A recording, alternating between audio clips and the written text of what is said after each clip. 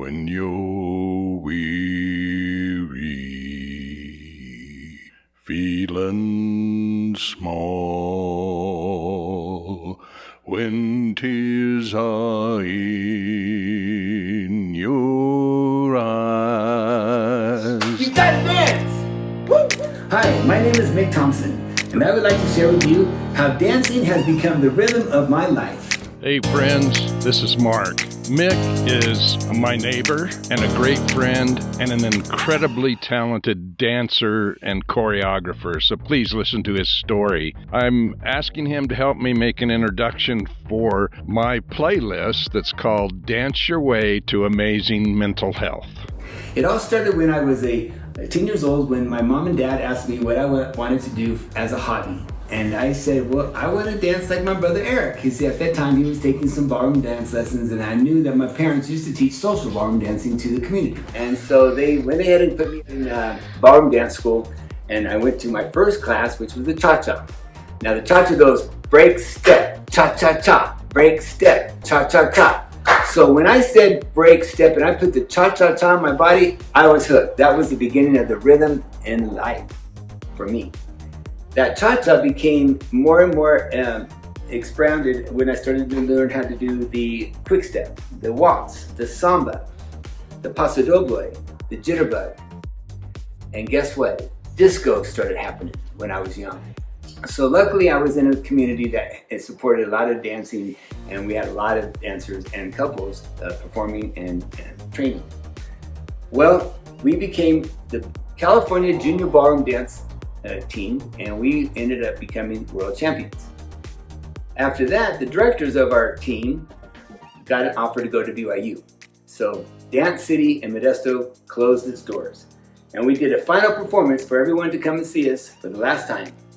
And at that performance, we got a chance to do all of our great numbers. After we closed the doors, a man came up to me. It was very Willy Wonka, and he said to me, "You've got the golden ticket, don't you?" And I was like, what does he mean? And he says, "I want you to call my son in Las Vegas, and he's going to direct you onto becoming a big dancer." I said, well, I'm still in high school. So I quickly spoke to my dad, and I asked my dad, can I please graduate early and take a test out to see if I'm smart enough so I can start my dancing career?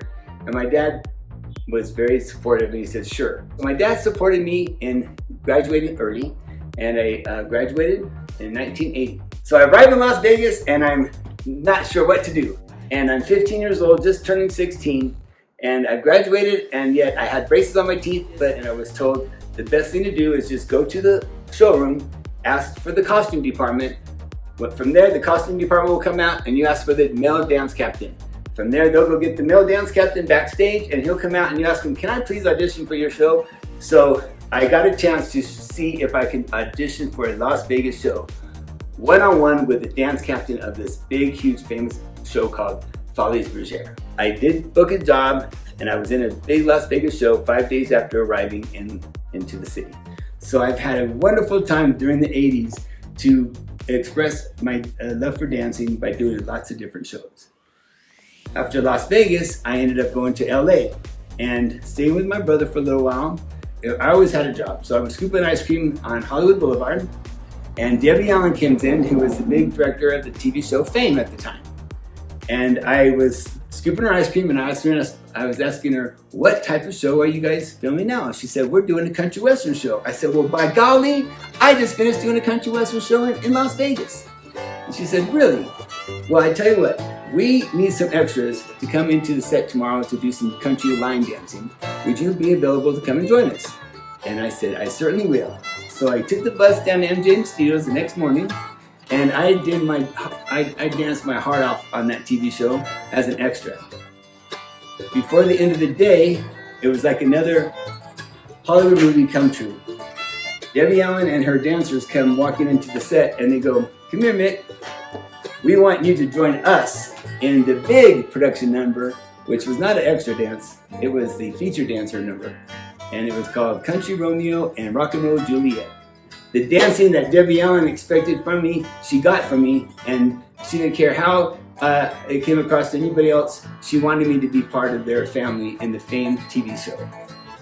And so from there, it's always about who you know in Los Angeles.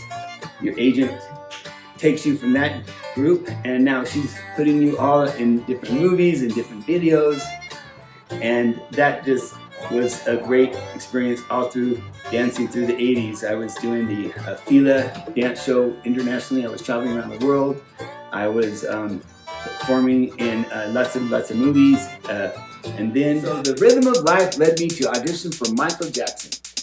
And at the end of the day, I not only was hired, but Michael Jackson chose me to be his shadow. That means wherever Michael is placed on stage, no matter what, he needs me to be either on this side of him or on this side of him.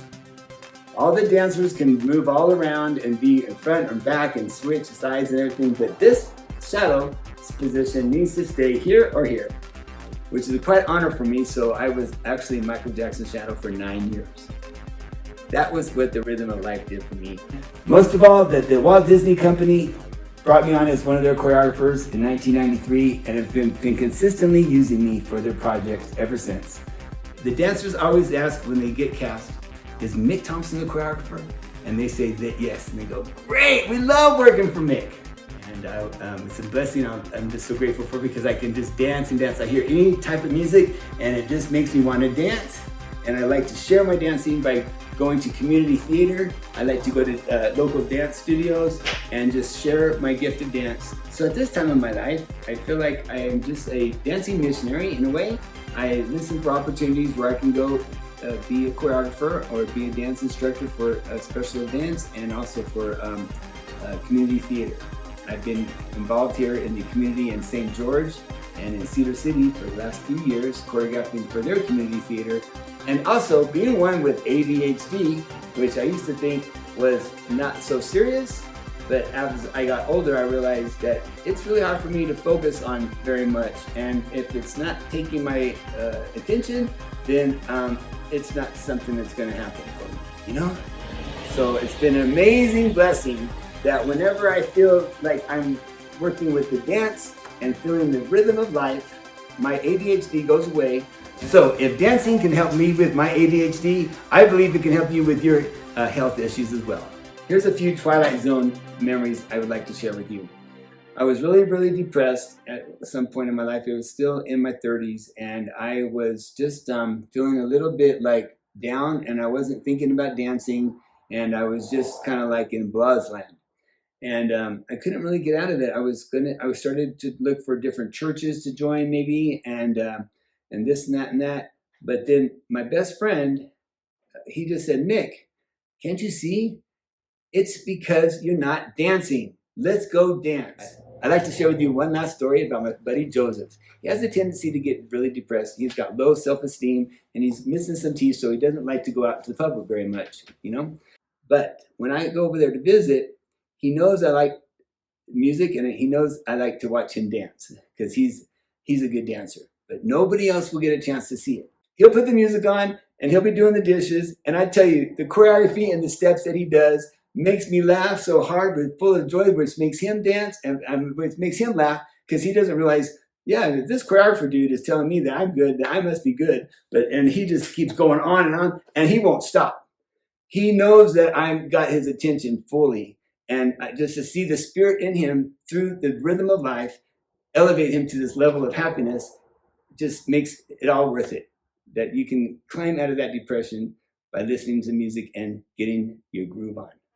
So I highly suggest to add a rhythm of life into your daily routine, or if your weekly routine, to add some way that you can just let yourself go and dance to the music, no matter if you're feeling it in an awkward way or in a good way. Just dance, you know? Just feel the music, even if you sit there and snap, get energized, add some shoulders, add some heads, add some snap. Keep the rhythm of life going.